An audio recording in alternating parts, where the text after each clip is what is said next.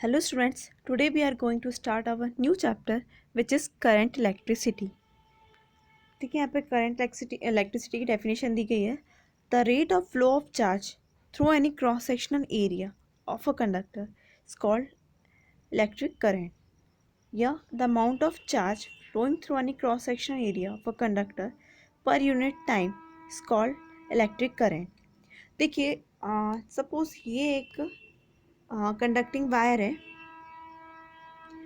और ये cross sectional area है. देखिए यहाँ पे एक ये कंडक्टिंग वायर है और ये एक क्रॉस सेक्शनल एरिया है. ठीक है, अब देखिए किसी भी वायर के या कंडक्टिंग वायर के किसी क्रॉस सेक्शनल एरिया से फ्लो होने वाले चार्ज, ये जैसे चार्ज फ्लो होने वाले चार्ज की जो फ्लो रेट है, ठीक है, उसे ही हम क्या बोलते हैं, इलेक्ट्रिक करंट. किसी भी वायर के किसी क्रॉस सेक्शनल एरिया से फ्लो होने वाले चार्ज के जो फ्लो रेट है, ठीक है, उसका जो फ्लो रेट है उसे ही हम बोलते हैं इलेक्ट्रिक करंट. ओके, अब हम उसको मैथमेटिकली समझेंगे. देखिए यहाँ पे if q the charge is flowing through a conductor in time t, for then current flowing through the conductor b I is equal to q upon t. सब देखिए, ये हमारा एक कंडक्टिंग वायर है, ठीक है, और ये क्रॉस सेक्शनल एरिया. अब कंडक्टर है तो उसमें फ्री इलेक्ट्रॉन्स भी होंगे. अब ये हमारे फ्री इलेक्ट्रॉन्स है, ठीक है, टाइम टी और उस पर चार्ज कितना है, क्यू.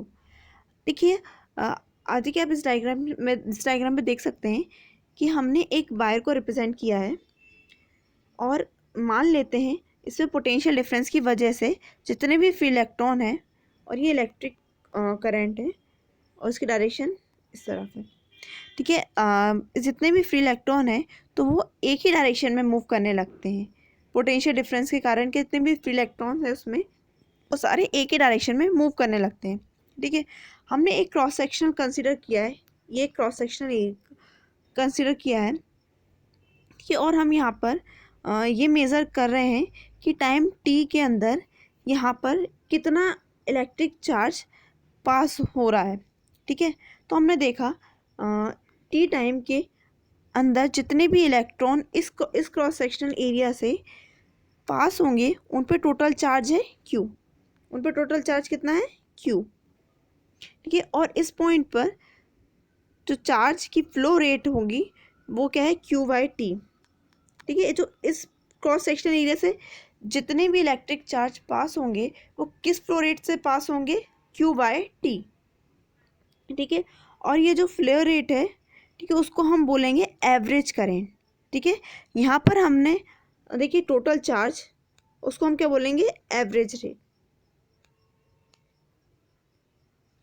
अब देखिए यहाँ पे टोटल चार्ज है, देखिए टोटल चार्जेस को हम किससे डिवाइड करेंगे, टोटल टाइम टी से डिवाइड किया, तो यानी कि टी टाइम के अंदर जो टोटल चार्ज पास हो रहा है, ठीक है, उसे हम टोटल टाइम टी से डिवाइड किया है.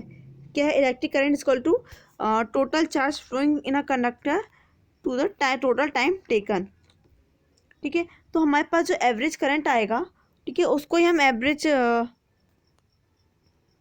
अब देखिए हमारे पास जो एवरेज करंट क्या निकल के आया है, I equal to Q upon T, total charge upon total time. ठीक है, इसी को हम बोलेंगे एवरेज करंट. ओके, ठीक है, अब हम इंस्टेंट करंट को कैलकुलेट करें तो उसको हम बोलेंगे इंस्टेंटेनियस करंट बोलते हैं. ठीक है, अब उसको कैलकुलेट करने के लिए हमें जो टाइम इंटरवल है वो छोटा लेना होगा. ठीक है, हमने टाइम इंटरवल क्या लिया, if del q charge is flowing through a cross section of a conductor in time del t, then current flowing through that conductor is given by. ठीक है, अब इंस्टेंटेनियस करंट को कैलकुलेट करने के लिए हमें जो चार्ज है इसको स्मॉल लेना होगा, और जो उस पर जो करंट जो टोटल टाइम है उसको भी क्या लेना होगा, स्मॉल लेगा, मतलब छोटा ही लेना होगा. क्या है, डी टी, टोटल टाइम क्या है, स्मॉल डी टी है, और जो उसमें से जो चार्ज क्रॉस सेक्शन एरिया से जो पास होगा वो भी क्या होगा, स्मॉल, उसको भी हम स्मॉल लेंगे विच इज़ डी क्यू. तो एक इंस्टेंट के लिए जो चार्ज की फ्लो रेट होगी वो होगी T is equal to del Q upon del T. ठीक है, this is our instantaneous current rate. Okay, next यहाँ पे यूनिट ऑफ इलेक्ट्रिक करंट क्या होगी?